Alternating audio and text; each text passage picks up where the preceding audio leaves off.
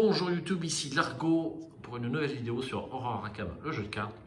La deuxième partie de notre analyse de la dernière extension de luxe, les dévoreurs de rêves. Et je suis avec notre expert maison, Michael. Bonjour Michael. Salut. Comment ça va? Ça va bien. Bon. Alors, expert. Ah bah si, hein, c'est toi qui as la plus longue expérience. Ouais, voilà. Donc maison, ça justifie le maison. Alors, ces investigateurs, on les a un petit peu aperçus sur le forum avant qu'ils sortent, hein, pour la plupart, sinon tous. Le premier, c'était Tony Morgan, hein, il me semble, qu'on a vu... Je crois qu'il y avait Tony et Mandy Thompson. Alors, je ne sais plus dans l'ordre d'apparition. Donc, on va regarder ces 5 nouveaux investigateurs. On va débuter un petit peu l'introduction de la campagne. Pour vous indiquer à quoi vous attendre si vous achetez cette boîte. D'ores et déjà, à l'issue de l'analyse des cartes, on a trouvé quand même que c'était une bonne boîte. Ouais, intéressante. Ouais. Avec beaucoup de nouvelles mécaniques. On ne peut pas dire qu'ils jouent la facilité, c'est bien, ils creusent les méninges, c'est vraiment super. Donc, eh bien, on va démarrer. Par qui on va démarrer? Donc, nous avons Tommy Muldoon, le bleu. C'est un policier. Nous avons, alors j'ai un petit faux jour, excusez-moi. Nous avons Luc Robinson, le rêveur. Nous avons Tony Morgan, le chasseur de primes. Nous avons Patricia Mataway, la violoniste. Attaway ou Mataway? Attaway, je crois. C'est Attaway, ouais, ça va mieux. Et puis nous avons Mandy Thompson, la chercheuse. Voilà, donc 5 nouveaux investigateurs qui paraissent super sympas. Donc moi, écoutez, on va démarrer par Patricia Attaway, la violoniste. Donc 4 en volonté, 2 en intelligence, 2 en lutte et 2 en agilité. C'est une interprète et elle est maudite apparemment. La taille limite de votre main est réduite de 3. Lors de chaque phase d'entretien, au lieu de piocher une carte, défaussez toutes les cartes non faiblesse de votre main et piochez jusqu'à avoir 5 cartes en main. Et l'Elder Signs, ça sera plus sain. Après la fin de ce test, vous avez le droit de mélanger toutes les cartes de votre pile de défauts sauf une dans votre deck. Ça, c'est super original. 7 points de vie et 7 points de santé mentale. Ça va être donc très équilibré. Au niveau des règles de construction de deck. Alors, nous avons donc une taille de deck de 42. Construction du deck, les cartes survivantes de niveau 0 à 5, les cartes mystiques de niveau 0 à 2, les cartes neutres de niveau 0 à 5, exigence du deck, le violon de Patrice. Alors c'est vrai que j'ai tendance à dire Patricia, mais oui, c'est Patrice. Ouais, c'est Patrice. C'est vrai qu'aux Stats, ça doit être un nom féminin également. Guetteur d'une autre dimension et une faiblesse de base au hasard, comme d'habitude. Patrice a consacré sa vie tout entière à la musique. Les sonates grandioses, les arias gracieuses et les marches tonitruantes ont toujours été ses plus proches compagnons. Mais parfois, quand elle joue, elle peut sentir comme une présence étrangère à la limite de sa conscience. Quelque chose qui observe et qui entend, et qui attend. Quelque chose d'affamé. Cette présence a grossi ces derniers mois, et cela commence à affecter la capacité de Patrice à jouer du violon. Ce n'est pas quelque chose qu'elle peut accepter. Après son dernier concert au théâtre Ward d'Arkham, elle a décidé qu'il était enfin temps d'agir. Alors le théâtre Ward d'Arkham, il me semble que c'est le théâtre de Carcosa. C'est aussi le théâtre du roi en jaune, effectivement. Très bien. Alors ça, c'est la carte survivant. Donc la main est réduite à 5 cartes au lieu de 8 voilà, pour un investigateur. Et puis, eh bien, toutes vos cartes sont défaussées à la fin du tour, au lieu d'en piocher. Donc on reconstitue sa main en permanence. Donc je pense qu'on va intégrer dans ce deck eh bien, des choses qui nous font défausser des cartes ou des cartes à très faible coût, de façon à en dépenser un maximum. Tout jouer dans le tour, quoi. Au niveau capacité, c'est pas facile quand même. Elle a une bonne volonté, mais tout le reste est à 2. Ouais. Alors, capacité très originale pour l'Elder Sign. Après la fin de ce test, vous avez le droit de mélanger toutes les cartes de votre pile de défaut, sauf une dans votre deck. Donc, effectivement, on va arriver très très rapidement à la fin du deck, par rapport à cette capacité, sa capacité. Forcément. Donc, se prendre un traumatisme mental et... juste une horreur. Juste une horreur, effectivement, tu as raison, c'est juste une horreur. Heureusement, parce que sinon, heureusement, c'est bien compliqué. Et l'Elder Sign permet de contrecarrer ce problème. Bon, il y a déjà 42 cartes, hein. C'est 12 de plus qu'un deck normal. Oui, déjà. Déjà, ça fait 8 tours, grosso modo 8 tours. 8 tours, ouais, tu as consommé le deck, c'est vrai. Tu as consommé à peu près le deck. Très bien. Bon, moi je suis impatient de la jouer aussi, mais ça va pas être facile, hein. Il va falloir vraiment construire autour de sa capacité, on peut pas mettre n'importe quoi. Donc les cartes joueurs qu'on a analysées survivants, c'était lesquelles déjà? Tu t'en souviens, Michael? Bonne question. Qu'est-ce qu'on avait? Alors pour les cartes qui sont sorties au niveau de l'extension, je crois qu'on avait découverte fortuite. Ouais, voilà, je préfère traduire c'est ça. Donc qui permettait d'enquêter, et d'avoir plus 1 d'intelligence pour l'enquête. Pardon, pas plus 1 d'intelligence, plus X d'intelligence, et X étant le nombre de copies de découverte fortuite dans la pile de défausse. Donc effectivement, si on défausse beaucoup avec Patrice, eh bien, il y a des chances que cette carte potentiellement devienne intéressante. Pour elle, hein. Surtout pour elle, effectivement. Moi, je me demandais à quoi ça servait, découverte fortuite, parce que quand vous n'avez pas l'exemplaire dans la défausse, c'est compliqué. Mais vu qu'avec Patrice Attaway, vous défaussez toute votre main à chaque tour, et bien rapidement, vous pouvez avoir 1 ou 2 exemplaires peut-être de cette carte dans la défausse. Donc là, découverte fortuite prend tout son intérêt. Et puis les autres cartes survivantes que l'on avait, c'est les chats, les 3 chats. Ouais, les chats. Donc, bon, les chats qui ont aussi une petite mécanique de défausse, qui permettent de réussir les tests automatiquement. Donc pourquoi pas les défausser rapidement pour pouvoir les avoir en jeu. Ça fait 8 tours plus tard quand même, enfin je ne sais pas. Au prochain remélange de la pile de défausse. Bon, il faut taper sur l'Elder Sign aussi. Alors après, pourquoi pas il n'y a pas, avec E-Catastrophe, on ne peut pas, par exemple avec E-Catastrophe, qu'est-ce qu'il fait E-Catastrophe? Il ne transforme pas les zéros en Elder Sign? C'est pas ça E-Catastrophe? Tous les pions, je crois qu'il transforme n'importe quel pion en Elder Sign. Ouais. Hein, effectivement. Et effectivement, tu as raison, c'est une carte qui va bien comboter avec Patrice Attaway pour récupérer. Pour remettre à zéro son deck. Alors je sais pas si parce que son objectif à elle, ça va être de ne pas arriver au bout de son deck. Ouais, c'est ça. Ça économise à chaque fois. Pour Catastrophe, c'est n'importe quoi qui fait qu'on arrive à 0 de compétences. Donc même à moins quelque chose. Mais par contre, si tu arrives qu'à 1, ça marche pas. D'accord. Donc il faut arriver à 0 et effectivement, mais en même temps avec les stats qu'elle a sur une évasion, une lutte, ça peut être vite fait. Ouais. Y compris l'échec auto. Donc effectivement, on transforme ça en Elder Sign pour récupérer sa pile de défaut. Ça peut être une espèce de mécanique à mettre en place. Ouais, tiens, on va montrer l'illustration. Tiens, pose ton téléphone s'il te plaît. Catastrophe. Ouais. C'est pas terrible. Moi aussi, c'est pas mal. Voilà, ça va rappeler la carte. Non, c'est très bien. Voilà. Hop. Puis ça évite d'aller la chercher parmi les 2000 cartes que l'on a maintenant. Enfin, j'exagère un poil. Alors, au niveau des cartes signatures, c'est pas des stats faciles, hein. Donc on a quelques idées de cartes, mais enfin en dehors de la volonté, c'est compliqué. Donc sa classe secondaire, c'est mystique. Elle a une bonne volonté, donc tant mieux. Enfin une bonne, elle n'est pas excellente. Hein. Ça fait 4. C'est déjà bien. Hein. C'est rares sont les compétences à 5.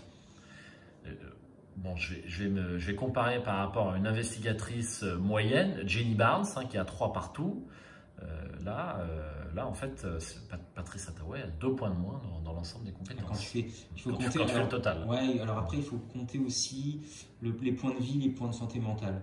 Donc là, Jenny est pareil. C'est pareil. Ouais, c'est franchement. Si mes souvenirs sont bons, globalement, l'addition de tout, ça tourne autour de 26-27. Oui. Je dirais Après, que voilà. c'est plus important d'avoir un point dans les compétences, à la limite, que dans les points de vie. Et les Après, points tout dépend de la mécanique que l'investigateur Tout à fait. dispose. Tout à fait. Ok.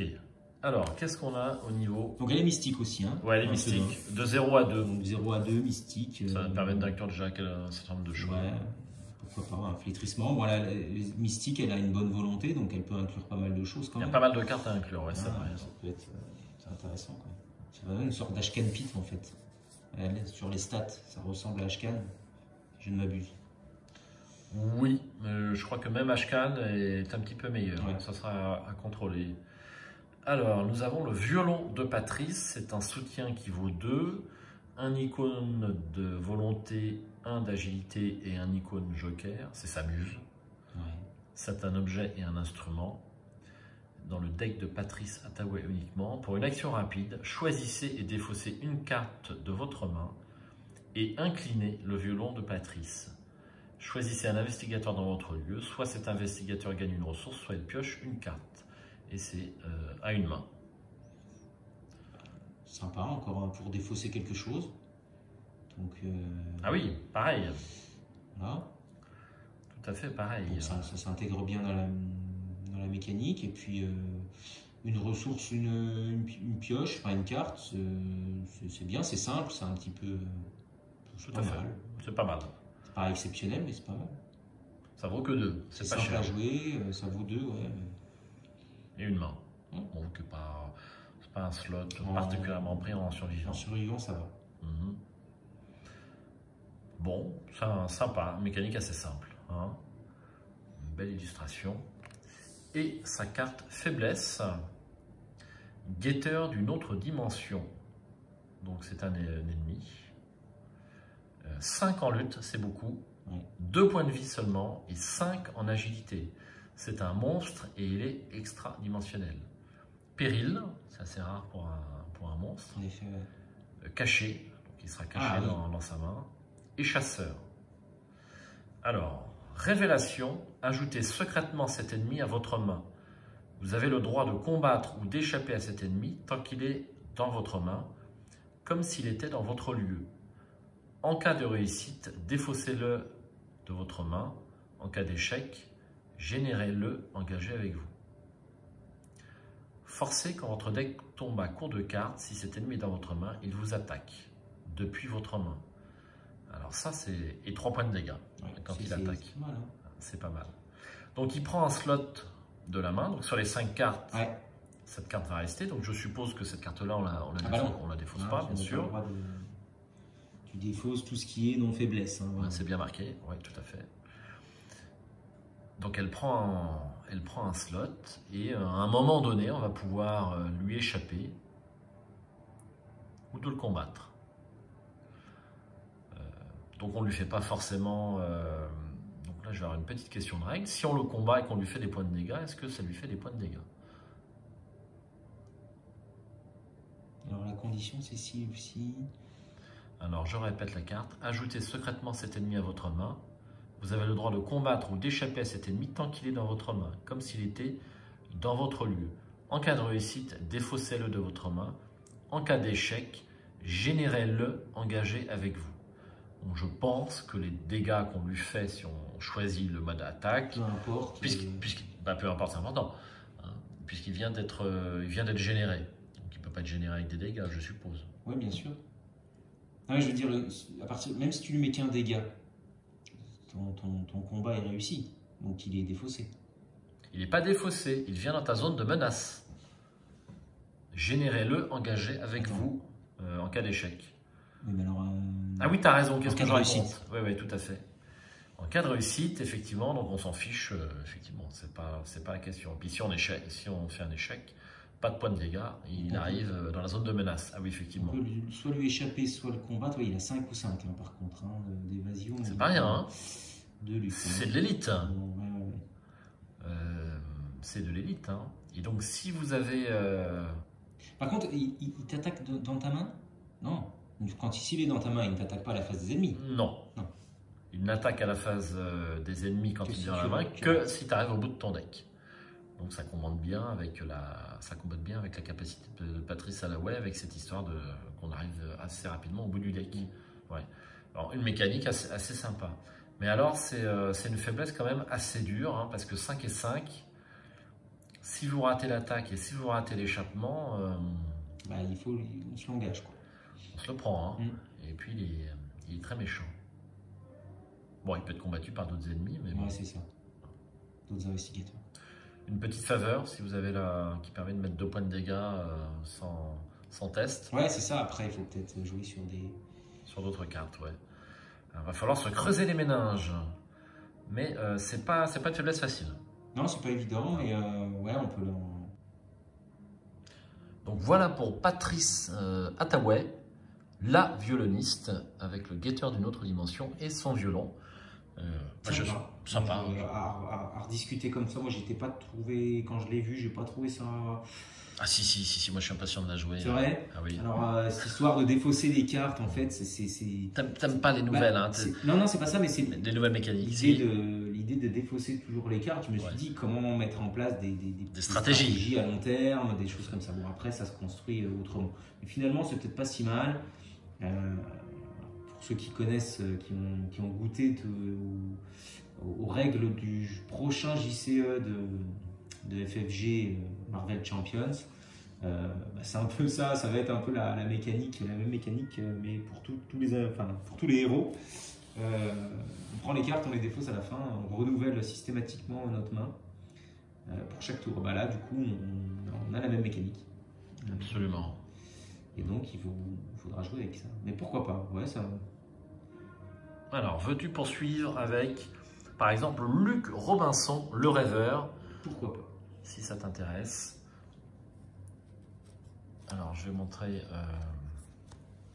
les cartes. Je ne sais pas si tu as ton téléphone pour suivre avec éventuellement. Bien sûr, On aura besoin de 2 exemplaires de cette extension en fait pour faire ce test. J'aurais dû amener la mienne, ceci. Tu l'as acheté? Non, en fait, je l'ai pas reçu. Je suis bête. Ah, tu l'as pas reçu, d'accord. Bon, le magasin n'a pas reçu. Le troll à 2 têtes n'a pas encore. Ah, il est en retard. Ah bah ouais. Il faut lui faire un procès. Une petite recommandée, non? Un petit magasin. Alors, Luc Robinson, le rêveur. 4 en volonté, 3 en intelligence, 2 en lutte et 3 en agilité. Donc déjà, il y a plus de points que sur Patrice. Rêveur, vagabond et voyageur. Alors, vagabond, c'est comme Ashkan. Comme Ashkan, oui, ouais, tout à fait. Vous commencez la partie avec la boîte à portail en jeu. À chaque tour, vous avez le droit de jouer un événement comme si vous étiez dans un lieu connexe et engagé avec chaque ennemi dans ce lieu. Elder Sign, +1, placez une charge sur la boîte à portail. Alors 5 points de vie et 9 en santé mentale. C'est pas beaucoup, hein, 5 points de vie. Hein. Je crois que c'est l'un des plus faibles, il me semble. Et au niveau des règles de construction de deck, donc taille du deck 30, c'est classique. Les cartes mystiques de niveau 0 à 5. Cartes chercheurs de niveau 0 à 2. Et les cartes neutres de niveau 0 à 5. Exigence du deck, boîte à portail, détachée de la réalité et une faiblesse de base au hasard. Luc a trouvé l'entrée des contrées du rêve il y a de nombreuses années, face à une drôle de boîte. Grâce à une drôle de boîte offerte par son oncle, il a découvert un moyen de voyager à travers le mur du sommeil. Depuis, il passe le plus clair de son temps à arpenter les terres oniriques en quête d'aventure. Il voyage des rues de Céléphaïs. Céléphaïs, ça me dit quelque chose, ça? Ouais, c'est pas l'épée qui est de Céléphaïs? Non. Non, je crois pas. C'est un autre objet, mais on a déjà un objet de Céléphaïs. Il voyage des rues de Céléphaïs à l'entrée des bois enchantés, au mystère sans limite, dévoilant les secrets de ces terres et de la myriade de rêveurs qui y résident. Mais aujourd'hui, un mal antique menace d'anéantir non seulement le monde de l'éveil, mais aussi celui des rêves. C'est quelque chose que Luc ne peut tolérer. Eh bien, bienvenue dans l'équipe, Luc Robinson. Alors, qu'est-ce que t'inspire ce... Alors, on va regarder ces... faut que ces tu petites prennes. cartes parce qu'elles sont intéressantes. Donc la boîte à portail qui arrive en jeu. Alors, que fait la boîte à portail? Dis-nous. Alors, vas-y. Des mondes imbriqués. Donc elle coûte 3, c'est un soutien, mais elle arrive en jeu directement. Hein. On commence la partie avec la boîte à portail en jeu. Alors, on a 3 charges dessus. Et pour une action rapide, on peut l'incliner. Cette boîte à portail et dépenser une charge. Désengagez-vous de chaque ennemi avec vous. Cherchez le portail onirique, merveilleux voyage parmi vos cartes liées. Mettez-le en jeu et déplacez-vous-y. Portail onirique. Voilà. Alors, c'est portail onirique, futile réalité. 6 de valeur occulte. C'est un livre. 6 de valeur occulte. 0 à 10, évidemment. Les ennemis et les investigateurs autres que Luke Robinson ne peuvent pas entrer dans le portail onirique. C'est important, c'est une cachette un peu. Hein. Et réaction, après avoir enquêté avec succès dans le portail onirique, retournez-le. Alors là, je pense qu'on n'est pas sur. On n'est pas sur la bonne carte. Pas sur la bonne face. Je me disais, c'est bizarre, c'était pas ça normalement. Donc voilà. là, on est sur la face portail onirique, Voilà, merveilleux voyage. Exactement. Donc, connexe à. Alors, les ennemis et investigateurs ne peuvent pas rentrer, ça c'est toujours la même chose. Par contre, il est connexe à chaque autre lieu révélé et vice-versa. Intéressant, connexe partout. Forcé à la fin de la phase d'investigation, mettez le portail onirique de côté, hors jeu. Si Luke Robinson s'y trouve, déplacez-le vers n'importe quel lieu révélé. Donc il va pouvoir se mettre en sécurité Voilà. sur cette carte à chaque fois. À la fois en sécurité, il ne faut pas oublier qu'à chaque tour, Luke Robinson a le droit de jouer un événement comme si on était dans le lieu connexe. Alors on en était donc à la boîte à portail qu'on avait terminée. Ouais. Hein. Parce que là on a fait une petite pause, on vous le dit à l'écran, mais on a fait une petite pause. Et on reprend cette vidéo d'analyse. Donc on va revenir peut-être un instant sur la capacité, de Luke. Donc cette boîte rentre en jeu, elle vaut 3, c'est déjà énorme. Et en plus la capacité de Luke, je vous la rappelle, à chaque tour vous avez le droit de jouer un événement comme si vous étiez dans un lieu connexe et engagé avec chaque ennemi dans ce lieu. Donc c'est quand même assez puissant. Ouais. Il faut que le lieu soit découvert. Exact. Je pense. Oui, c'est chaque lieu révélé, oui, j'imagine. Voilà. Puisque s'il n'est pas découvert, il n'y aura pas grand-chose dedans. Encore qu'il peut y avoir un ennemi. Il peut y avoir un ennemi. On peut quand même jouer un événement sur un ennemi. Alors, on s'interroge sur les attaques d'opportunité, mais... Exactement. Ouais, on s'est posé la question. Je pense qu'il y aura des attaques d'opportunité si on fait un événement qui en déclenche une avec un ennemi dans le lieu connexe. Donc il ne faut pas trop se poser de questions.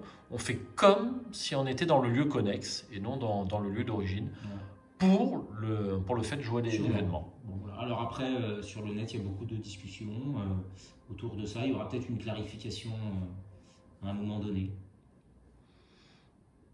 En tout cas, un arrêté pour dire qu'effectivement on fait tout comme, ou bien on ne subit pas les attaques d'opportunité. Il n'y a aucune raison. Il y a aucune raison. Je m'inscris en faux sur cette raison, mais c'est une question quand même légitime parce que du coup... Il y a débat. Voilà, ouais. Il y a un tout petit débat, ouais, effectivement. Bon, impatient de tester, c'est toi le mystique, hein? Ouais, généralement j'aime bien. Bon, à la prochaine campagne. Donc au niveau des caractéristiques, 4, 3, 2 et 3, c'est très moyen. Je compare toujours par rapport à Jenny Barnes, hein, donc là c'est strictement identique. Il y a un petit plus en volonté, comme tous les mystiques, et un petit moins en combat. Voilà. Pas beaucoup de points de vie, 5, et par contre 9, c'est assez rare que ce soit aussi déséquilibré. Ouais, c'est vrai, il y en a de temps en temps qui sont bien déséquilibrés. Il va falloir jouer avec un gilet pare-balles, peut-être pour des alliés, points de vie. Absolument. Alors, un petit mot sur la carte traîtrise dédiée à Luke. Donc, c'est détaché de la réalité. Révélation, c'est une folie. Si le portail onirique merveilleux voyage est déjà en jeu, retournez-le. Sinon, cherchez le portail onirique, fut-il réalité, parmi vos cartes liées et mettez-le en jeu. Dans les deux cas, désengagez-vous de chaque ennemi engagé avec vous et déplacez-vous vers le portail onirique. Donc, le portail onirique version merveilleux voyage, qui prend une de mise au point. Côté sympa, c'est un merveilleux voyage, et côté mauvais trip. Côté, voilà. Donc, mauvais trip, fut-il réalité, 6 de valeur occulte. Donc, pour enquêter avec 6 de valeur occulte, c'est pas rien. Et lorsqu'on est sur cette face, les ennemis et les investigateurs, donc toujours pareil, autres que Luc Robinson, ne peuvent pas entrer dans le portail onirique. Réaction, après avoir enquêté avec succès dans le portail onirique, retournez-le. Forcez, à la fin de la phase d'investigation, mettez le portail onirique de côté hors jeu. Si Luc Robinson s'y trouve, déplacez-le vers n'importe quel lieu révélé et subit 2 horreurs. Donc si on n'a pas arrivé à enquêter Voilà, c'est ça. avant la fin du tour, hein, c'est pas rien, Ouais. parce qu'on peut la piocher au mauvais C'est moment. ça. À 6, ce qui C'est est compliqué. ce qui est difficile, eh bien on subit 2 horreurs. Bon, il a 9 points de santé mentale. 9 points de santé mentale, mais enfin bon, quand même. Voilà. En tout cas, c'est assez... c'est tout nouveau. Je trouve ça très, Ouais, très ouais, intéressant. Sur l'ensemble des cartes hein, de Luc, ce nouvel investigateur. On avait beaucoup de mystiques féminines, non? À part le Père Mathéo. Hein? Le Père Mathéo et Jim Culver aussi. Ah oui, il y a Jim Culver, c'est vrai. Tu l'as pas joué, Jim Culver. Hein? Il faudra qu'on le voit avec une trompette, voir ce que ça donne. C'est vrai. On a tendance à se reposer sur la facilité un petit peu. Il va falloir. Et puis le mystique avec la dague du crépuscule d'argent. Comment ça s'appelle déjà? Diana Stanley. Diana Stanley, qu'on n'a pas joué non plus encore. Qui est un peu compliqué. Il faut regarder les cartes et je suis sûr que c'est très bien joué, ça doit être très très sympa et il faut trouver des événements qui annulent, enfin des cartes qui annulent des pions KO. Exactement. Tout ce qui est annulation, hein, de toute façon, ça marche. Super. Donc on a encore du boulot en mystique et Luc vient se rajouter à tout ça. Donc ça va être tout pour Luc. Je me demande si j'ai lu le petit texte d'introduction. Peut-être pas, ça me dit rien. Si, je l'ai lu. Tu l'as lu? Oui, absolument. Je l'avais lu de mon côté. Voilà pour Luc Robinson. J'espère que cette carte vous intéresse. Et puis, on peut passer... à quelle carte veux-tu passer? Eh bien, faisons dans l'ordre. Vas-y voir Tommy Muldoon. Tommy Muldoon. Alors... Tommy Muldoon est un bleu. C'est un agent de police de toute évidence, assez jeune. Donc 3 en volonté, 3 en intelligence, 4 en lutte et 2 en agilité. Donc là encore, c'est très équilibré. Hein, très équilibré avec un petit avantage sur la lutte comme tous les gardiens. Donc il a les traits police et veilleur. Réaction, quand un soutien que vous contrôlez est vaincu, gagnez X ressources. X étant le nombre total de dégâts et d'horreurs sur ce soutien. Mélangez ce soutien dans votre deck. Ça paraît super puissant. Ça paraît puissant comme ça. C'est un investigateur qui va jouer sur les alliés, voire beaucoup d'alliés qui vont cycler énormément, qui vont servir de gilet pare-balles, ces alliés. Voilà, donc, encore un où il faudra prendre charisme dès la première carte. Comme Léo. Ouais, quasiment. Ouais. De toute évidence. C'est vrai que ça me semble être une sorte d'hybride entre Léo, qui utilise beaucoup les alliés, et puis peut-être qui va utiliser beaucoup les dégâts à son avantage, entre guillemets. Bon, je ne sais pas si c'est un vrai avantage, mais quand même, ça va lui permettre de faire cycler les alliés et de récupérer leurs ressources. Donc souvent, le nombre de ressources d'un allié est égal au total de ses points de dégâts, grosso modo. C'est même... on a toujours un peu plus de points de dégâts plus horreur que de ressources nécessaires. Ouais. Il y a toujours, ça dépend de ses capacités. Ouais. Soit c'est un de plus. Je pense à l'aventurier, niveau 4. Ouais. 2 et 2, il a 3 munitions. Et il rapporte 4 ressources. Alors pour les gardiens qui sont toujours un petit peu enquiquinés sur les ressources, ça fait un générateur. Ça fait un générateur de ressources. Ça permet de cycler les alliés. Et évidemment, Tommy Muldoon va être intéressé à jouer les renforts de l'agence.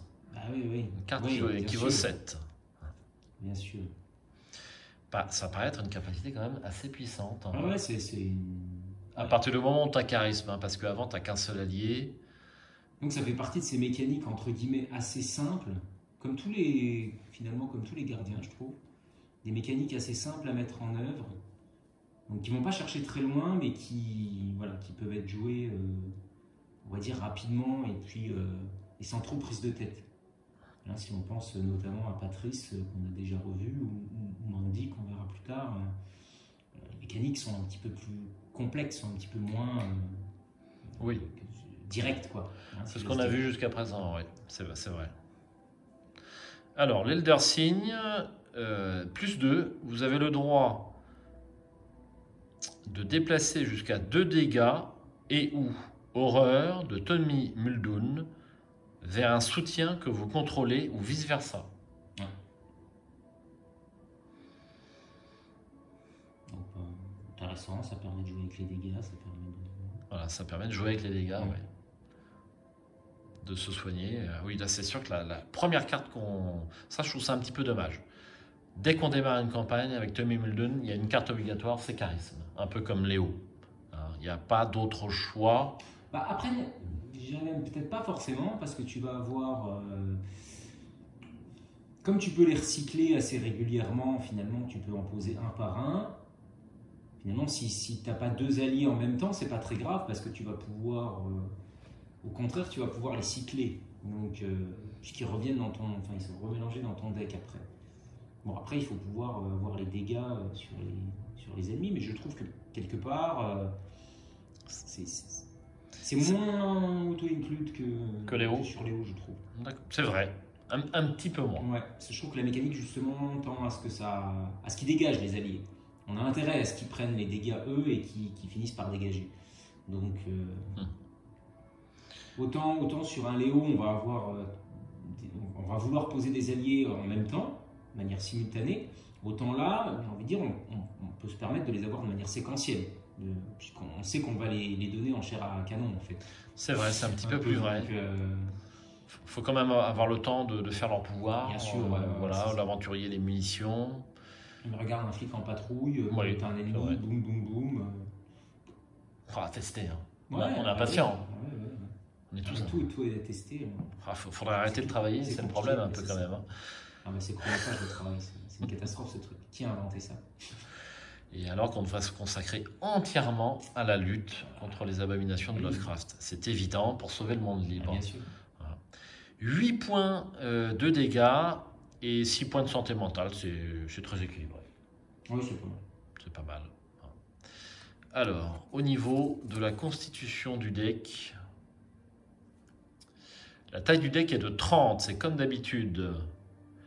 Carte gardien de niveau 0 à 5, carte neutre de niveau 0 à 5, carte survivant de niveau 0 à 2. Donc un gardien avec une classe secondaire qui est survivant. Ça lui colle bien par rapport à son background, je trouve. Ouais, le bleu qui vient d'arriver, là, il se retrouve confronté, c'est un peu comme les survivants. Exigence du deck ne compte pas dans la limite de taille du deck. Béquille, erreur de débutant, une faiblesse de base au hasard. Et son petit texte, la plupart des membres de la famille Muldoon font partie de la police de Boston, d'une manière ou d'une autre. Le plus jeune des frères Muldoon, Tommy, a récemment reçu son insigne. Armé de son sens du détail, de son courage et de sa fidèle carabine, Béquille, Tommy est finalement totalement dévoué au respect de la loi. Mais dès son affectation temporaire au département du shérif d'Arkham, il se rendit compte qu'il n'était pas préparé à affronter les crimes bizarres commis dans cette étrange ville. Que la scène du crime soit un bar clandestin ou un hôtel impie couvert de sang, Tommy ne connaîtra pourtant pas le repos avant d'avoir remis les coupables à la justice. Bien, c'est assez fluff, c'est un tout petit peu moins bien rédigé que les autres, je trouve. Tommy ne connaîtra pourtant pas le repos avant d'avoir remis les coupables à la justice. Je comprends un petit peu moins bien la présence du pourtant. Mais enfin bon, c'est un détail. Et donc on va venir à Béquille. Béquille, sa fidèle carabine. Donc c'est un soutien qui vaut 2. C'est un modèle Martin 1894 personnalisé avec un icône de lutte, un icône d'agilité et un icône joker. C'est un objet, une arme à feu. Jusqu'ici, c'est classique. Il n'y a que 2 munitions. Chaque ressource gagnée grâce à la capacité réaction de Tommy Muldoon peut être placée sur le béquille en tant que munition à la place.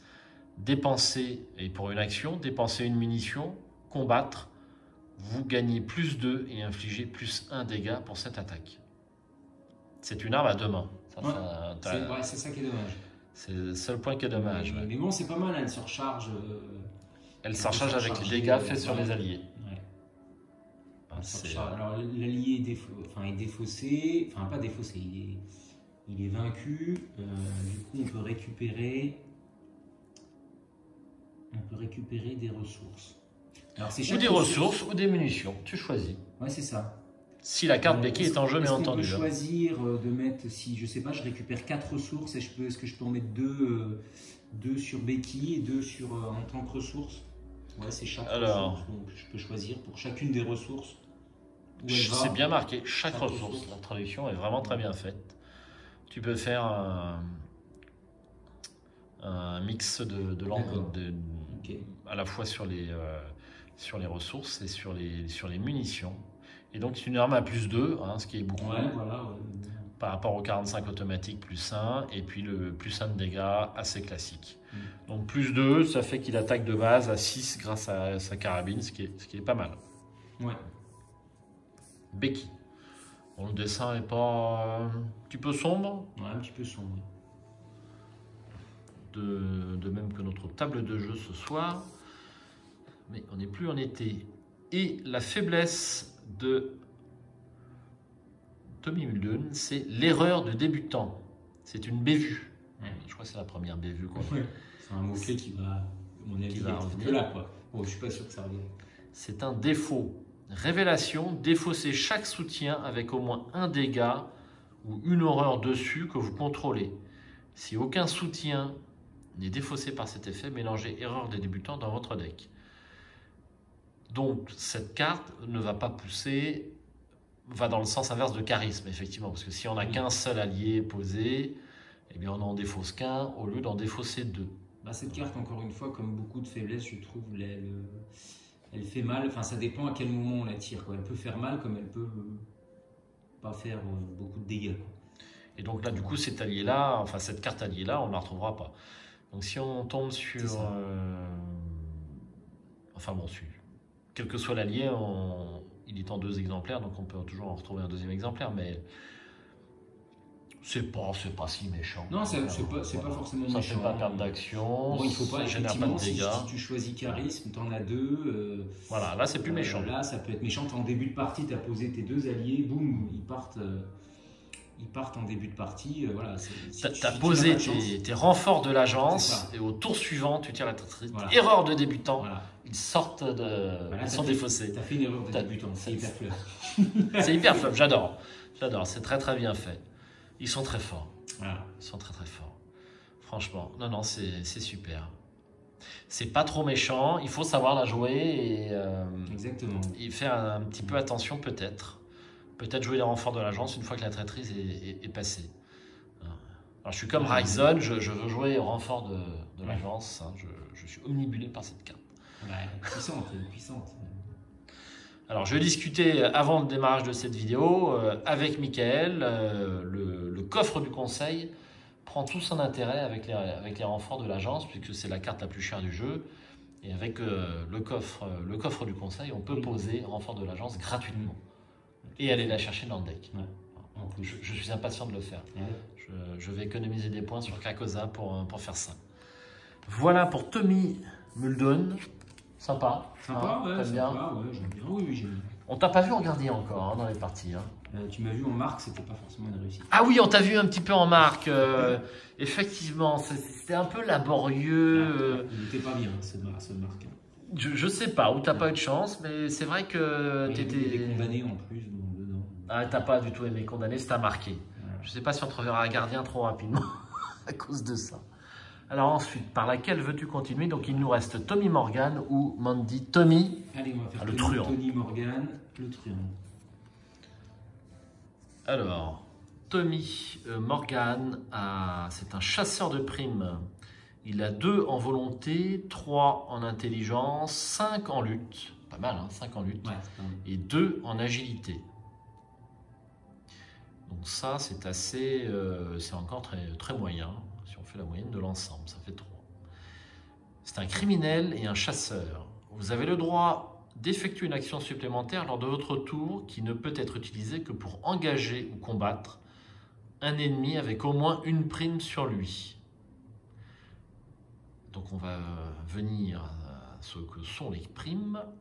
Et l'Elder Sign, plus 2, placez une prime sur tête mise à prix. Alors, tête mise à prix. On peut en parler tout de suite, vu qu'on commence la partie avec, c'est un permanent. Oui. Ça fait partie vraiment du... Alors, c'est un permanent, effectivement. Permanent, deck de Tony Mulligan uniquement 6 primes sur cette carte. Réaction, après qu'un ennemi est entré en jeu, déplacez 1 à 3 primes de tête mise à prix vers cet ennemi jusqu'à un maximum égal à la vie de cet ennemi. Donc 3 maximum et au maximum la vie de cet ennemi. Bon, ok. Forcez, après avoir vaincu un ennemi avec au moins une prime sur lui, déplacez ces primes vers votre réserve de ressources en tant que ressources. Et quand on tire l'Elder Sign, on peut rajouter une prime sur cette carte. Donc ça peut rapporter 6 ressources. Voilà, de base, voilà, juste comme ça peut rapporter 6 plus, et un peu plus si vous avez l'Elder Sign. Si l'Elder Sign sort souvent pour vous. Bon, jusque-là, c'est pas non plus... non, il faut avoir la suite, je pense qu'il faut avoir le... C'est pas non plus faramineux. Alors, le 38, donc là, c'est une carte qui est en 2 exemplaires. C'est rare. Hein. C'est rare. Il n'est pas... c'est pas une carte unique. Exactement. C'est vrai qu'on peut l'avoir, il fait une main, on peut l'avoir 2 fois. Donc, ça vaut 3. Un icône de lutte, un icône d'intelligence, un icône joker. C'est un objet, une arme et une arme à feu. Le deck de Tony Morgan uniquement. Utilisation 3 munitions, c'est classique. Réaction, après avoir joué le 38 Long Colt de Tony, jouez gratuitement un autre exemplaire du 38 Long Colt de Tony depuis votre main. Voilà. Oh, excellent. Il faut avoir les deux pour pouvoir... pour pouvoir optimiser, effectivement, les deux, c'est bien. C'est un peu la... Même si la carte n'est pas myriade, c'est un petit peu l'idée aussi... le concept des cartes myriades, c'est justement d'aller chercher les différentes cartes. Plus on en a en main, ou dans la défausse, je ne sais pas où. Mais en gros, oui, c'est le même concept. Elle se renforce elle-même. Bon, là, ça ne se renforce pas, mais ça se pose gratuitement, c'est un peu le concept. Il a un revolver dans chaque main.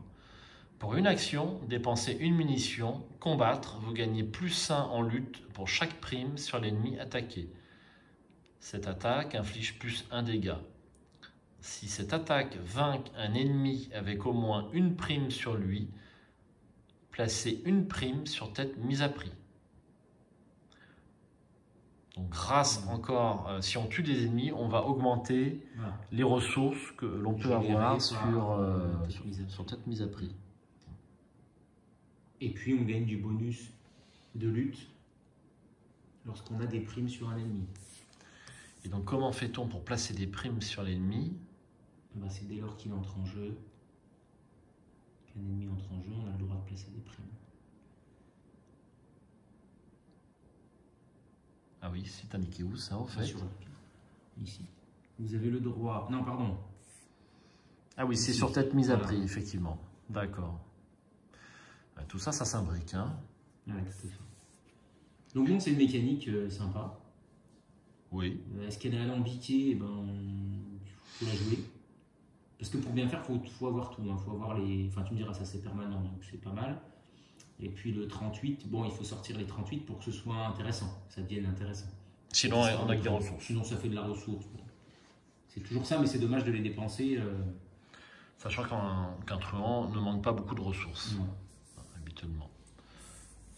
Et enfin, alors avant on n'a pas fait le dos, le deck, c'est important. 30 cartes. Choix d'une classe secondaire. À la création du deck, choisissez gardien, chercheur ou survivant. Construction du deck, carte truande de niveau 0 à 5, carte neutre de niveau 0 à 5, jusqu'à 10 cartes événements et ou compétences de niveau 0 à 1 de la classe secondaire choisie. Donc il choisit sa classe secondaire. Ça, c'est intéressant. On va avoir accès à beaucoup de choses. Oui, de belles un creuse-ménage important en perspective. Exigence du deck, donc tête mise à prix, 2 exemplaires du 38 Long Colt, proie de Tony et une faiblesse de base au hasard. Tony a passé sa vie à poursuivre des petites frappes dans les recoins les plus malfamés du globe, mais rien n'aurait pu le préparer à la créature qu'il a tuée à Innsmouth. Alors, je vous conseille de lire Innsmouth, forcément. Cauchemar à Innsmouth. Elle avait plus ou moins l'apparence d'un homme, mais était recouverte d'écailles répugnantes et suintantes, comme celle de quelques créatures des profondeurs. Elle sentait l'eau de mer, le poisson pourri et le sang.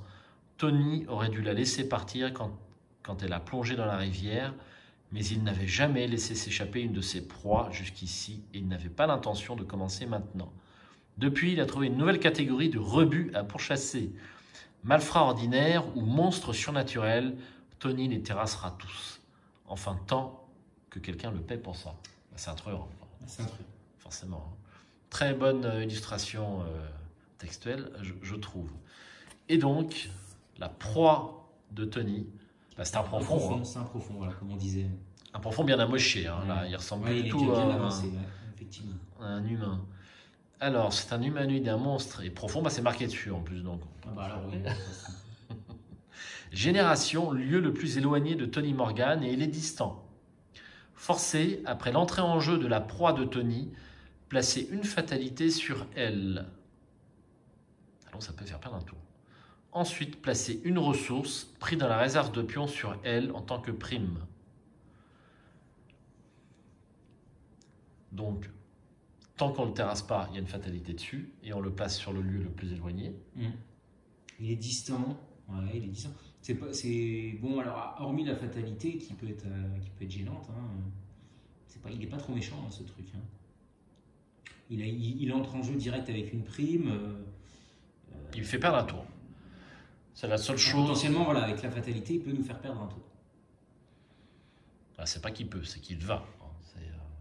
Et encore, ça dépend du moment. Ça dépend du moment. Hein. Tu peux aller. Tout à fait, si c'était au début d'une. Ouais, t'as raison. Intrigue, ça peut bien se passer. Bon. C'est pas méchant du tout, hein, même. Voilà, ça peut très bien se passer. Et en plus, tu vas récupérer une ressource grâce à lui. Tu vas pouvoir l'engager gratuitement avec la capacité de Tony, puisqu'il aura une prime sur lui. Oui, c'est pas mal ça, effectivement. D'ailleurs, Tony contre les engoulevents, hein, qui nous cassent les pieds dans beaucoup de scénarios. S'il y a une petite prime sur un engoulevent. Alors bon, c'est juste une action d'engagement. Hein. D'autres truands ont des meilleures actions supplémentaires. Mais tu peux combattre aussi, hein, si c'est soit engager, soit combattre. Hein. C'est soit engager, soit combattre. Ah oui, t'as raison. Engager ou combattre, donc c'est pas mal. Hein. Ah oui, t'as bien lu. Si on voit quelques primes. Bon, intéressant aussi à jouer, hein, sans aucun doute. Hein. Oui. Alors après, je le trouve un petit peu, il faut faire attention parce qu'il n'a que 2 de volonté, 5 de santé mentale. Il faut faire attention aux traîtrises un petit peu qui demandent des tests de volonté parce que ça peut ça va être mal. dur. Ouais, ça va être dur pour lui. Quand on se prend des horreurs, etc., ça peut être compliqué. Ça va être un combattant efficace. Ouais. Mais à protéger. Hein. Et il va enquêter aussi un petit peu à la Joe Diamond. Ouais. Hein. C'est le même principe. Joe Diamond est plus versatile que lui. Parce que bon, c'est toujours un peu le problème avec les investigateurs comme ça, parce qu'ils sont très déséquilibrés. Du coup, les autres stats sont pas trop bonnes. Et puis, moi, j'aime pas ça. Hein. Je préfère jouer quelqu'un d'un petit peu plus équilibré plutôt que d'avoir une trop grande, capacité. Surtout la volonté, je trouve que la volonté, c'est toujours très important quand même. Oui. Quoi qu'on fasse, il y a toujours des tests de volonté à faire. Donc, ça m'embête un peu. Bien, de toute façon, c'est moi qui le jouerai, parce que c'est moi qui joue. Non, tu voudras jouer durant. C'est une des premières qui me donne peut-être envie de faire quelque chose. D'accord. Effectivement, ce 2 de volonté, ça me fait paniquer. Rien que ça. Je panique. Bien. Bon, alors on verra ça. Bah, écoute, je te propose de lire peut-être la dernière investigatrice. Je t'en prie. Allez. Alors, j'aurais dû la prendre. Quand un investigateur dans votre lieu, alors c'est Mandy Thompson, pardon. Alors, elle a combien de caractéristiques? Alors, voilà, j'allais un petit peu vite. Mandy Thompson, donc la chercheuse. Elle a 3 de volonté, elle a 5 d'intelligence, elle a 1 de lutte seulement, elle a 3 d'agilité. Donc elle est assistant et érudit, et elle a une réaction. Quand un investigateur dans votre lieu devrait chercher dans son deck ou dans le deck rencontre, il peut soit chercher parmi 3 cartes supplémentaires, soit résoudre une cible supplémentaire de la recherche. Et limite une fois par round. L'Elder Sign, c'est +0. Cherchez une carte parmi les 3 cartes du dessus de votre deck. Soit vous la piochez, soit vous l'attribuez à ce test, si possible. Mélangez votre deck. 6 points de dégâts et 8 points de santé mentale, oui. Alors, on va faire tout de suite. Non, alors, la taille du deck, c'est un peu particulier chez Mandy Thompson. À la création du deck, on choisit entre 30, 40 ou 50 cartes. Ensuite, on choisit une classe secondaire, mystique, truand ou survivant. Et quand on construit le deck, c'est les cartes chercheurs évidemment de niveau 0 à 5, les cartes neutres de niveau 0 à 5 et jusqu'à 10 cartes événements et ou compétences de niveau 0 à 1 de la classe secondaire choisie. Il ne faut pas se tromper, hein, c'est un petit peu...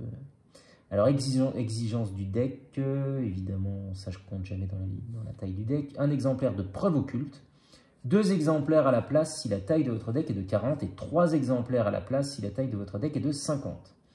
Découverte choquante et une faiblesse de base au hasard comme d'habitude. Depuis son enfance, Mandy se plonge dans un livre lorsqu'elle n'arrive pas à dormir, ce qui fut le cas de très nombreuses nuits.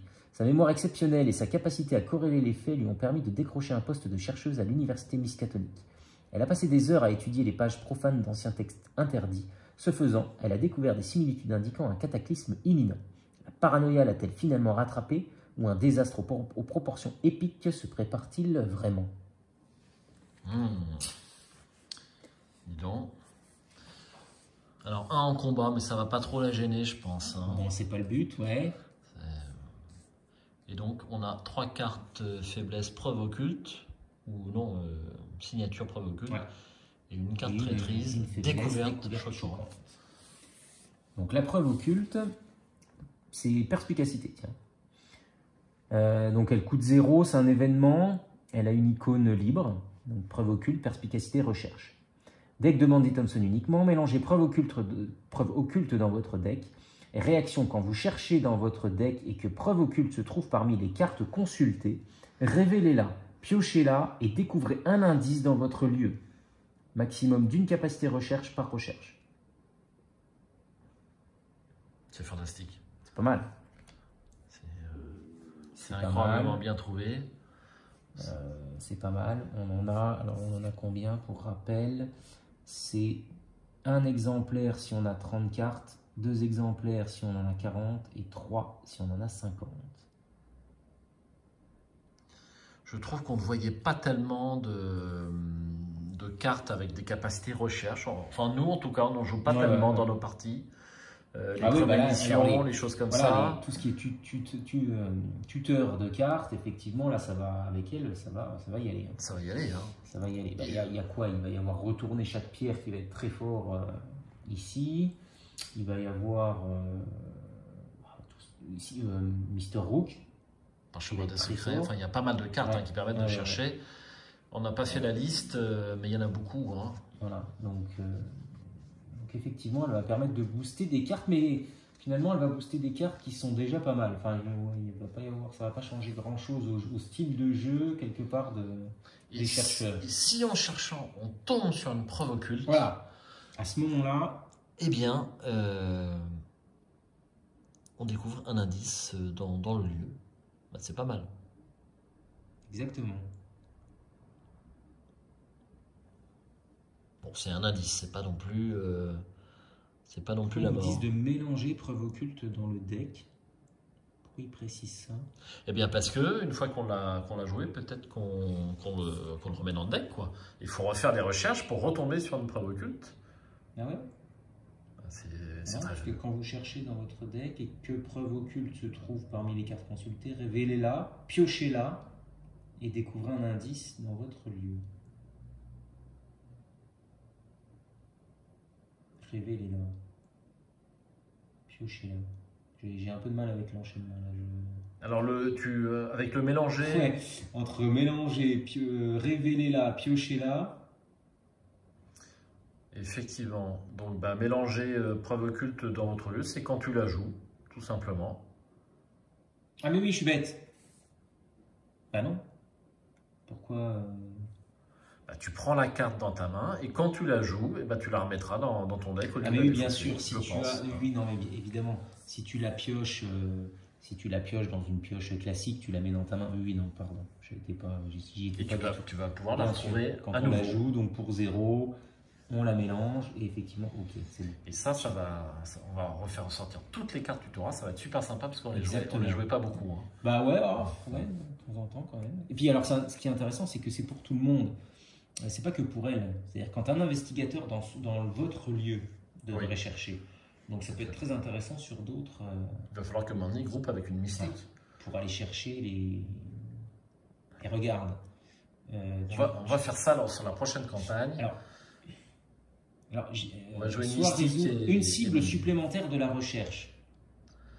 Quand tu cherches un livre dans les 3 cartes, si tu as 2 livres, tu prends 2 livres. Ouais. Et reprenons l'exemple de ton coffre. Ah oui. Tu as le coffre.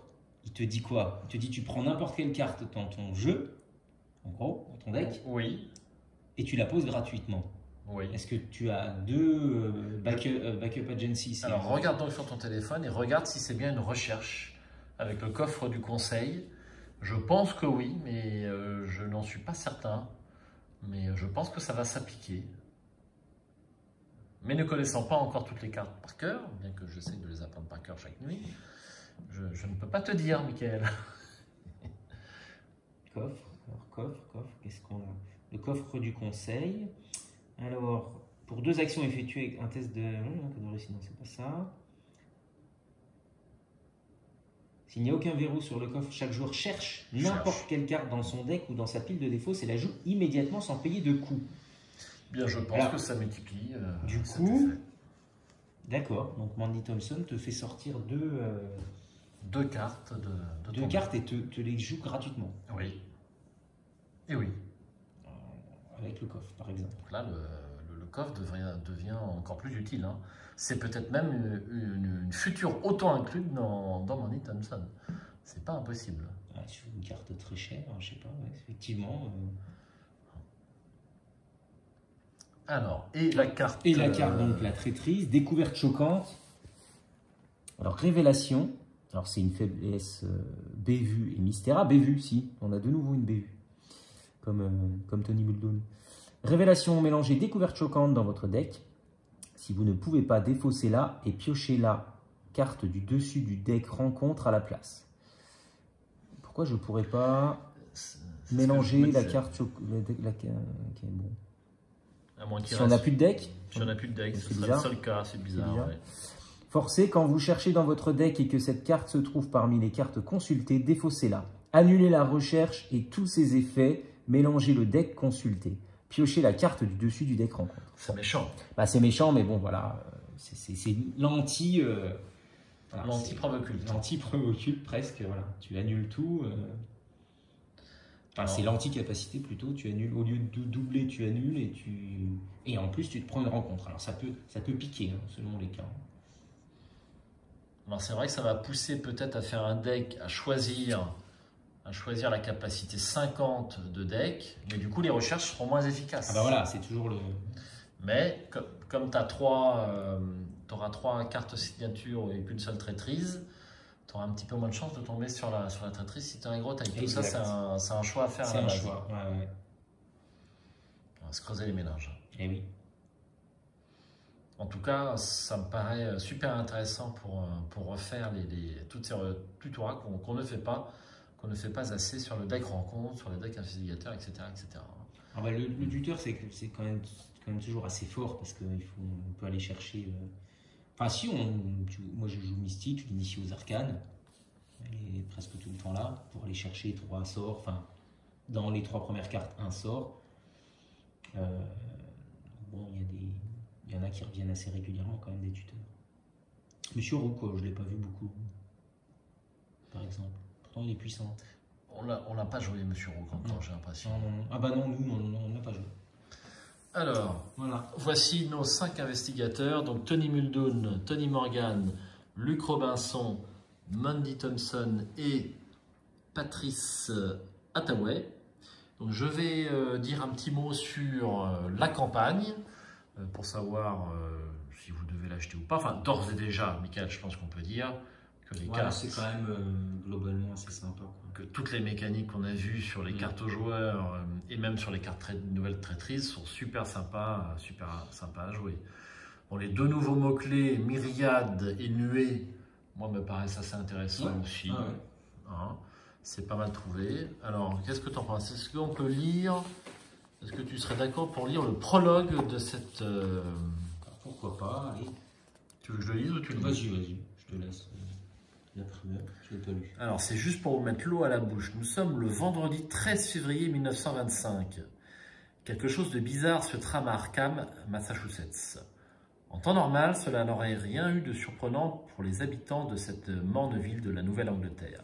En effet, Arkham a toujours été le théâtre d'événements pour le moins étranges, surnaturels, diraient certains. Cependant, la nature particulière de ce qui se déroule actuellement est tout sauf ordinaire. Tout a commencé avec la parution du dernier numéro des Contes de Jamais Plus.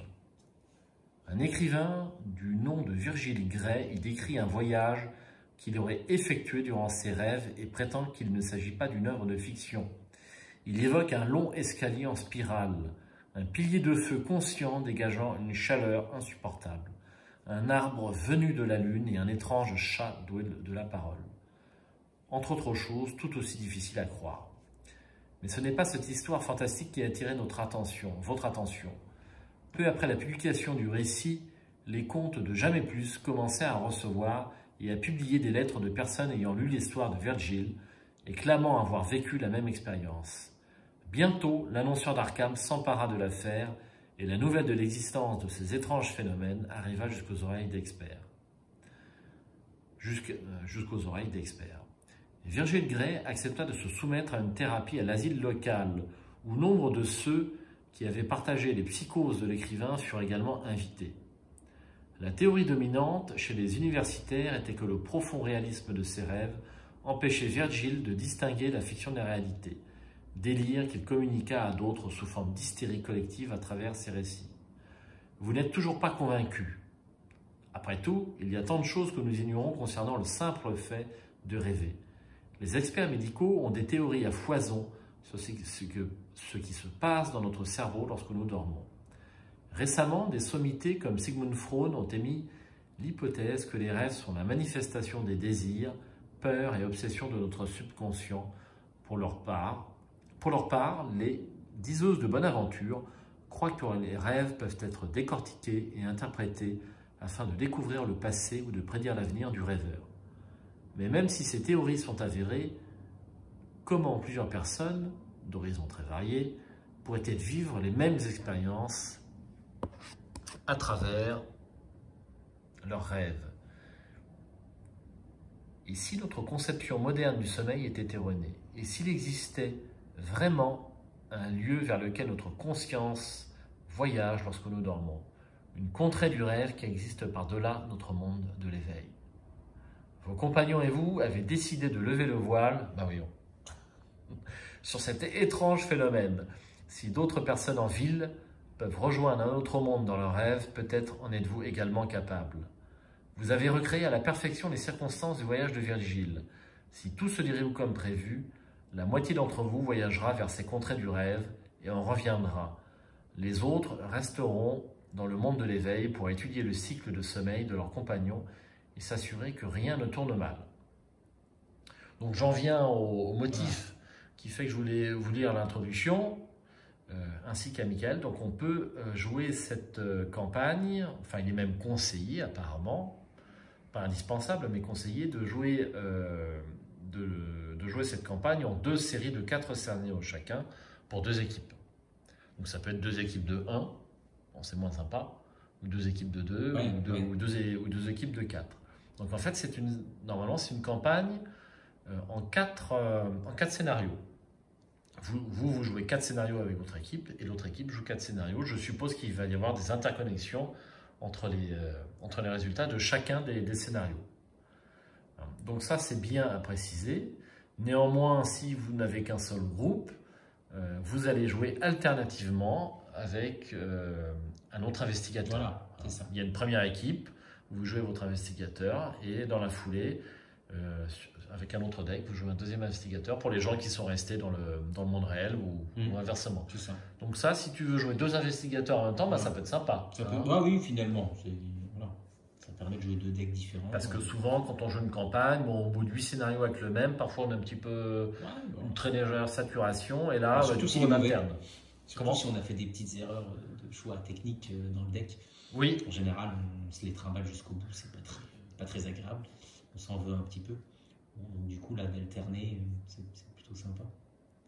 Donc ça, c'est une toute nouvelle particularité et effectivement, cette extension, par rapport aux traîtrises plus cette affaire de double campagne, paraît quand même un petit peu dédié aux multijoueurs. Et peut-être que dans l'avenir, eh ben, on aura quelque chose d'un peu plus dédié au solo. Exactement. Ouais, je sais pas si le jeu s'oriente plus, peut-être. Pour l'instant, il s'oriente plus vers le multi, ça a toujours été. Il reste parfaitement jouable en solo et je suis bien placé pour le savoir. Mais ils ne peuvent pas tout faire en même temps sur chaque campagne. Sûr, hein. Et peut-être qu'à un moment donné, il y aura pareil une extension en solo. Le jeu en solo marche très très fort en France et ailleurs. On n'a pas toujours des joueurs sous la main. Il vaut mieux faire une partie de jeu de société solo que rester devant la télé au bar des bières. C'est sûr. Hein. Voilà, et moi je trouve ça bien meilleur, et puis ça ressemble un peu au livre dont vous êtes l'héros qu'on faisait également en solo il y a quelques années. Donc voilà pour le démarrage, et puis bah, j'ai quand même envie de jeter un œil à la carte intrigue. Attention, un peu de spoil. Un tout petit peu de spoil. Hein. Allez, l'acte 1A, là je pense que c'est pour les investigateurs éveillés. Quelque chose cloche avec vos compagnons et même si elle a fait des progrès, la médecine ne peut expliquer ce qui leur arrive. Vous avez décidé de prendre vous-même les choses en main et de découvrir de quoi ils souffrent afin de régler le problème. Donc ça, c'est apparemment le plus gros scénario. Et puis à côté, on a je pense que j'ai mis les decks de rencontre dedans. Oui, j'ai dû mettre les rencontres. C'est pour ça que le paquet est plus gros. Sinon, les 2 scénarios sont équilibrés. Donc nous avons Cauchemar éveillé et puis nous avons Par-delà le mur du sommeil. Donc pour ceux qui sont allez, je regarde aussi la première. Là on va regarder l'acte aussi. Ceux qui dorment. Ceux qui dorment. Entrer dans les contrées du rêve. Tu as lu les contrées du rêve, Michael? Moi j'ai commencé du coup. C'était un des pans de la bibliographie de Lovecraft que je n'avais pas encore. D'ailleurs que je connaissais très peu, même voire pas du tout. Pareil, je ne connais pas du tout et c'est très très bien. On va s'y mettre. Il faut faire ses devoirs, ses leçons avant de démarrer efficacement une campagne. Il faut s'immerger. Alors, la porte conduisant hors de votre rêve initial donne sur un escalier de pierre. Des milliers de volets de marches différentes se croisent ici et forment un nœud complexe où monde et fiction se rejoignent. Tous ces escaliers finissent par se fondre en une seule et unique spirale qui s'enfonce profondément dans le monde du rêve. Ne piochez pas de carte de deck rencontre dans la phase du mythe A. Objectif, si un investigateur entre dans la caverne de la flamme, avancez immédiatement. Je suis impatient de jouer cette campagne, Michael. Ça met l'eau à la bouche. Je n'en dirai pas plus sur ces campagnes, enfin sur ces scénarios, pour ne pas trop vous spoiler. Hein, voilà. Et nous non plus. Et nous non plus d'ailleurs. Parce qu'on ne veut surtout pas se gâcher le plaisir de cette nouvelle extension, donc les dévoreurs de rêves. Le premier paquet mythe est déjà annoncé et sera disponible dans 23 semaines. J'ai très peu de temps, ça va. Ils sont forts, je ne sais pas combien ils sont là-dessus, mais ça bosse, hein. Ça bosse. C'est très très bien, c'est pour notre plus grand plaisir. Hein. Donc un petit verdict pour finir, Michael, sur l'ensemble. Eh ben, ouais, intéressant. On a vu les cartes joueurs qui comportent pas mal de nouvelles mécaniques. Là, les investigateurs viennent avec leur lot de mécaniques aussi. Ça va peut-être faire ressortir. Je ne sais pas s'il y en a beaucoup qui vont faire ressortir des cartes qu'on ne jouait pas trop. C'est toujours ça qui est intéressant parfois. Peut-être Patrice éventuellement. Alors si tu devais en choisir un là, pour une prochaine campagne. Alors, moi j'ai un faible. Je me disais que Luke Robinson était sympa à jouer, mais en fait, c'est difficile, je vais en garder deux. Je vais peut-être garder Tony Morgan et puis Luke Robinson, peut-être pour aller à contre-courant un petit peu. Mandy, ça a l'air très sympa en soutien, mais... J'ai très envie de jouer Mandy, c'est ouais, mon choix numéro 1. Voilà, ça donne envie de tester. Ouais. Patrice aussi donne envie de tester, de voir ce que ça donne. Et puis j'ai envie de dire Tommy Muldoon, bon, un petit peu plus classique, peut-être. Un poil plus classique, oui, effectivement, que les 4 autres. Hein. En tout cas, une très très bonne fournée. Pour moi, la meilleure en mécanique, en nouvelle mécanique en tout cas, par rapport à l'héritage de Dunwich ou ah bah oui, mais même l'héritage c'était sur la... Ouais, c'est le début, c'est vrai. Ouais, c'était le début. C'est pas si vieux pour moi, mais pour vous qui êtes depuis le début du jeu, voilà. Eh bien écoutez, merci de nous avoir suivis. Merci Michael d'être venu. Merci. Hein. Merci. Et puis d'avoir testé cette nouvelle extension avec moi. C'est toujours un événement très sympa, une nouvelle extension de luxe sur ce jeu. Et plus je joue à ce jeu, plus je trouve que c'est un monument culturel, un monument de réflexion, un monument de tactique. Je n'ai ça sur aucun autre jeu. C'est tout à fait exceptionnel. Et chaque paquet, chaque extension de ce jeu fait preuve en plus de l'inventivité des mécaniques propres au jeu, il y a toujours un effort d'écriture qui est super important, presque comme dans un roman, si tu veux. Hein. Ouais, tout à fait, oui, il y a une histoire, il y a un fil narratif. On se rapproche un peu du jeu de rôle, et exactement. Il y a de plus en plus de textes dans ces boîtes, et ça, c'est vraiment incroyable, je trouve. Eh bien, merci, j'espère à bientôt sur cette chaîne. La prochaine vidéo, eh bien, je pense que ça sera notre scénario numéro 3 sur Carcosa à 3 heures, n'est-ce pas, Michael? Bah oui. On va essayer de briller autant que dans les scénarios, parce que ça s'est pas trop mal passé, pour une fois. Hein, on va faire très attention. On va essayer d'être bon. Voilà. Donc, j'espère à bientôt pour de nouvelles aventures, et puis investiguez bien sur Horror Arkham. Salut, Michael. À bientôt.